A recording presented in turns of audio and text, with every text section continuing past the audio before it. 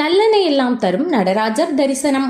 நடனக்கலையில் சிறந்து விளங்க வேண்டும் என்று விரும்புபவர்கள், நாடகம் மற்றும் கலைத்துறையில் பிரகாசிக்க வேண்டும் என்று நினைப்பவர்கள் நடராஜ பெருமான் வழிபாட்டை முறையாக மேற்கொள்ள வேண்டும். சிவாலயங்களில் சிவன் சன்னதிக்கு அருகிலேயே சிவகாமி அம்மன் உடனாய நடராஜ பெருமான் இருப்பார். முயலகனை வதம் செய்த கோலத்தோடு கால் தூக்கி ஆடும் அவரின் தரிசனத்தை ஆனி திருவஞ்சன நாளில் நாம் கண்டு தரிசித்து மகிழ வேண்டும். மிதுன ராசியில் சூரியன் சஞ்சரிக்கும் ஆனி மாதத்தில் இந்த விழா நடைபெறுகிறது. நடராஜ பெருமானுக்குரிய 2 தரிசனங்களில் முதல் தரிசனம் ஆனி மாதத்திலும், 2வது தரிசனம் மார்கழி மாதத்திலும் நடைபெறும். அதில் வருட தொடக்கத்தில் வரும் ஆனி மாதத்தில் உத்திர நட்சத்திரத்தன்று நடராஜர் அபிஷேகம் நடைபெறும். இந்த மாதத்தில் ஆடலரசனை பாடி பணிந்து வழிபட்டால் கோடி கோடியாய் நன்மை கிடைக்கும். அன்றைய தினம் சிவபுராணம் பாடி இறைவனை தரிசித்தால் நினைத்த காரியங்கள் சிறப்பாக நிறைவேறும். வந்த துயரங்கள் வாசலோடு நின்றுவிடும். எந்த குறைபாடாக இருந்தாலும் அதை அகற்றும் ஆற்றல் இறை வழிபாட்டிற்கு உண்டு. நடராஜரை தில்லை கூத்தன் என்றும் ஆடலரசன் என்றும் கூத்தபிரான் என்றும் அழைப்பது வழக்கம். ஆடிய பாதத்தோடு நீடிய கருணை கொண்டு வாழ்வை வளப்படுத்துபவர் நடராஜ பெருமான்.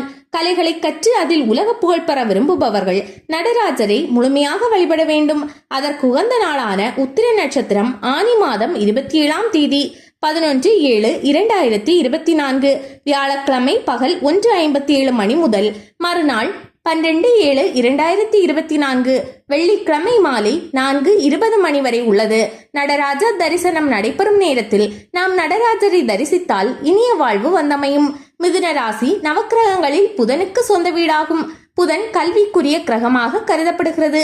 எனவே கல்வி கேள்விகளில் தேர்ச்சி பெற மாணவ செல்வங்கள் அனைவரும் இந்த மாதத்தில் நடைபெறும் நடராஜர் விழாவில் கலந்து கொண்டால் படிப்பில் நல்ல பலனை பெறலாம். கலைத்துறையினரும் இந்த வழிபாட்டால் முன்னிலைக்கு வரலாம்.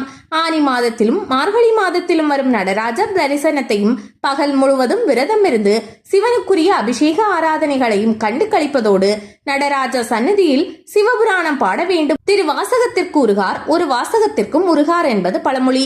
அந்த அடிப்படையில் நாம் இறைவன் சன்னதியில் திருவாசகம் பாடினால் அவர் தரிசனம் நமக்கு கிடைப்பதோடு அவருடைய அருளும் நமக்கு வந்து சேரும். நமச்சிவாய வாழ்க, நாதன் தாழ் வாழ்க, இமைப்பொழுதும் என் நெஞ்சில் நீங்காதான் தாழ் வாழ்க, கோகலி ஆண்ட குறுமனிதன் தாழ் வாழ்க, ஆகமம் ஆகி நின்று அன்னிப்பான் தாழ் வாழ்க, ஏகன் அநேகன் இறைவன் அடிவாழ்க. மேற்கண்ட திருவாசக பாடலை பாடினால் நாமும் நன்றாக வாழ்வோம், நம்மை சார்ந்தவர்களும் நன்றாக வாழ்வார்கள்.